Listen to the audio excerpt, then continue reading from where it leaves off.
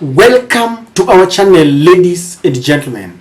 Kindly subscribe to our channel if you're watching us for the first time, and don't forget to click the notification bell to allow YouTube recommend to you our videos. Kindly like this particular video, and if you love our videos, you can share them. To those who support our channel in one way or the other, I'm really humbled and I want to say thank you for your continued support. There is enough evidence that with each second passing by, our politicians are busy preparing for 2027. That is what is in their mind, and they are obsessed by laying grounds to ensure that they capture different political seats from the MCA all the way to the presidency. All the promises that were given to the hustler nation have been forgotten, and with each day, each new promises come of what will happen, because the implementation of what was promised is now gone, done and dusted and forgotten. One thing is very clear, that the Kenya Kwanza team and the Azimio team is getting ready to outdo each other during the campaigns and the D-Day, when elections will be held in 2027. That has been the norm in Kenya, where leaders are elected, and instead of settling down to start implementing what they promised Kenyans, they set their eyes on the biggest prize come the following and subsequent elections. Now, the Kenya Kwanza team seems to be more organized, because they have agreed that William Ruto will be their flag bearer to seek for a second term. And people like Mudavadi, Kithure Kindiki, Deputy President Rigathi Gachagua are all in it, and the only seat that might be up for grab is the Deputy President seat. Many people believe that William Ruto might still settle for Rigathi Gachagua. But on the Azimio side, we still don't know whether Raila Odinga will contest, and if he does, will Kalonzo Musyoka support him after doing that a period of 3 times, I think? Or Raila Odinga will hand over the baton to Kalonzo Musyoka, and if he does, then who becomes the deputy? Is it Martha Karua or Paranya and all those? So we are still waiting to see, because anytime we are approaching an electioneering year, there are a lot of political realignments. But ladies and gentlemen, you all understand that in an election, there are, let me talk of 3 bodies that matter in an election. And number 1, of course, is you and I. When you register as a valid voter and you avail yourself on the election day, and then you choose a person of your choice. So the number 1 person who matters is you and I. And if you've noticed, William Ruto is busy galvanizing support, especially in the areas that did not vote for him. Places like Kisii, the Nyanza, Kisii, Coast and Western. And Raila Odinga has just realized that he needs to consolidate and salvage the support base. And that is why he followed immediately after William Ruto toward Nyanza, Kisii and Narok and Western. Raila is following suit, and today Raila is in Migori. So this tells you that all of them, or both of them, are busy galvanizing support base. And this is happening even with the governors, those who want to contest for the gubernatorial positions. Now the second thing, or the second body that matter here, is the IEBC. Now the IEBC, as we speak, that office is vacant because Chebukati and the other 2 commissioners had their terms ending after they had served a 2-term limit, and the Cherera 4 team were humiliated when they were removed from office with allegations that they wanted to subvert the will of the people. So as it is, we don't have IEBC commissioners, and Raila is trying to ensure that we clean up that office so that we have new faces. And it is being said that he wants political parties to appoint nominees to that office, so that as we go for an election, each and every political party will be represented there. And so plans are underway to ensure that they clean that office. The other office that has always been forgotten, because I don't even see it being mentioned, is the Supreme Court of the Republic of Kenya.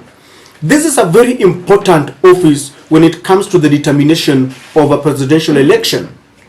Even today, when Raila Odinga says that he won and his votes were stolen or his victory was taken away, the Kenya Kwanza team has always reminded Raila Odinga that the IEBC declared William Ruto as the winner, and then Raila moved to the Supreme Court, and the Supreme Court upheld Ruto's victory, and is being told that is the one who championed for a new constitution. He's a statesman. He should respect the verdict of our courts if he wants to show the younger generation the way to go. So the Supreme Court is a very important, integral part of our elections.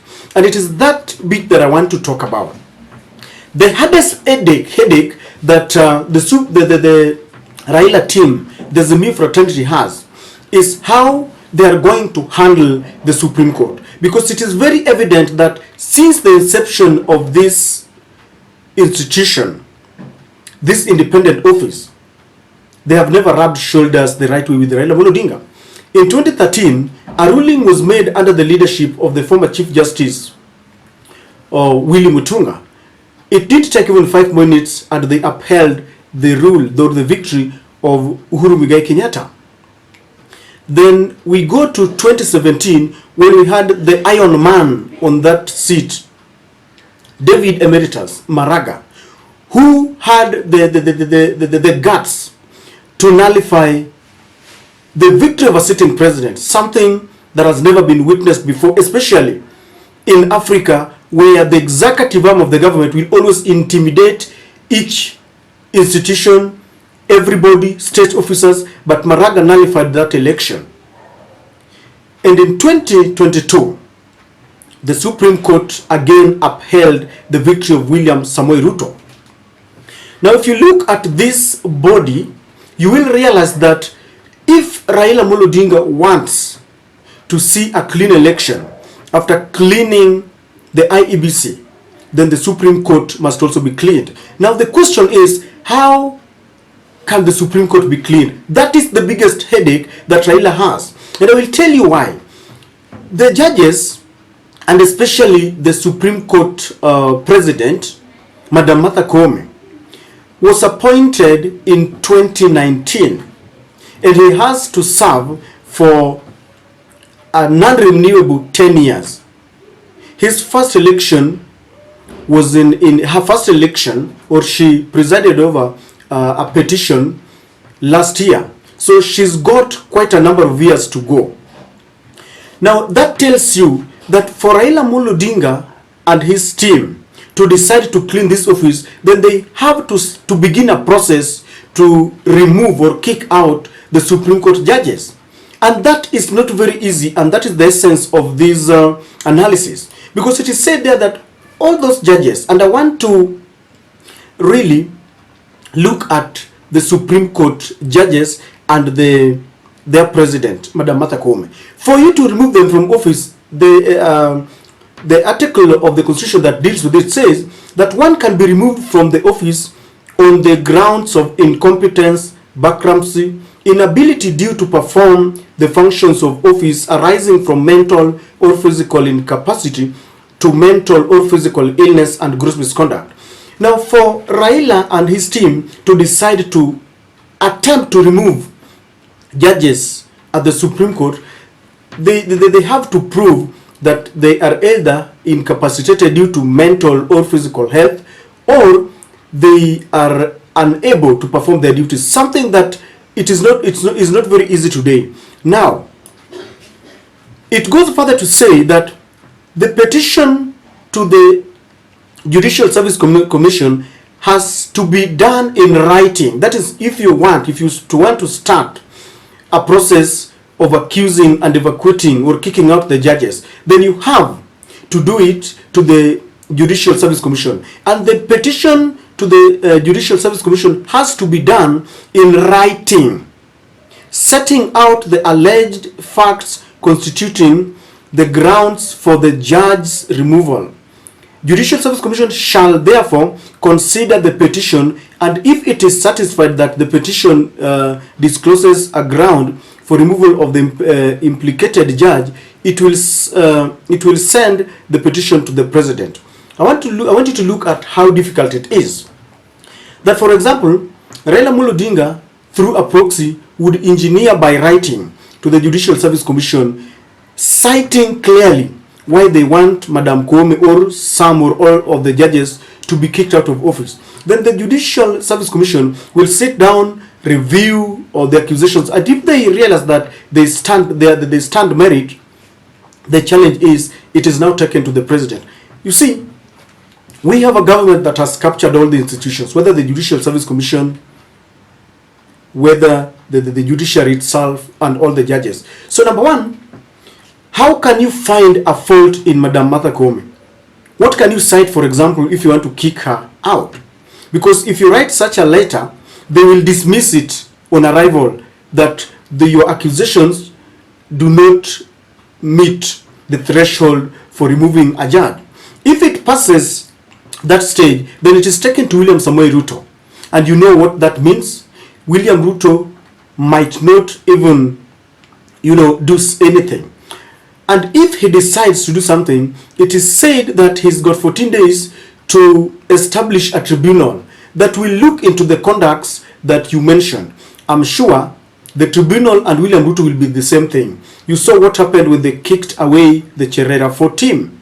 So this tribunal may decide to say that we have reviewed all the evidences and we have found it null and void. So I'm just showing you how difficult it is to remove the Supreme Court judges, especially their lead there, Madam Martha Koome. And that's the difficult part of it.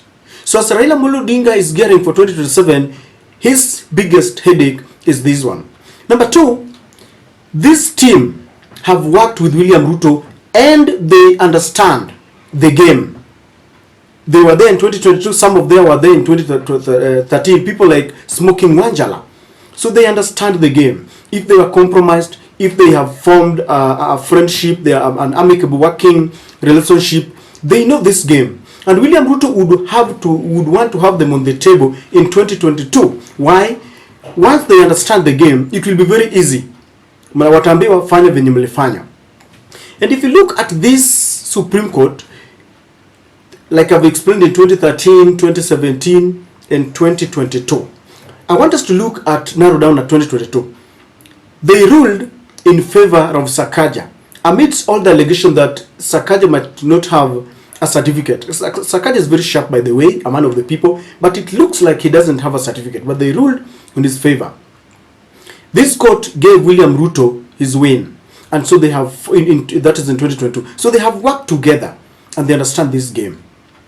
They pose the biggest problem to Raila Amolo Odinga, because if Raila is going to cleanse the IEBC, once they declare, for example, Raila Amolo Odinga as the victor, then someone will easily run to the Supreme Court, and this victory will be thwarted. Number three, these judges are very arrogant. They are so arrogant, so much that they wouldn't mind talking of the wild goose chase and hot air, terms that are meant to injure the image of a person, to ensure that they add salt to injury. When you lose an election, whether fairly or unfairly, it's always very painful. But when they add such terms, it's even more painful. And so this team is very arrogant. It is the team that Raila must be wary of. Because ni kama washa, in ile fisi imelamba damu itataka. They have worked together. People feel they have been compromised. And so, ladies and gentlemen, because they have worked together, because they are very arrogant, just the other day when they were ruling on the Finance Bill 2023, they were threatening Okeya Mutata that they don't want people to mention certain judges. They have started gagging people. And so, ladies and gentlemen, it is the biggest headache that Raila is worried about. I don't know what they're going to do, but without this, nothing tangible will happen. And this is my take.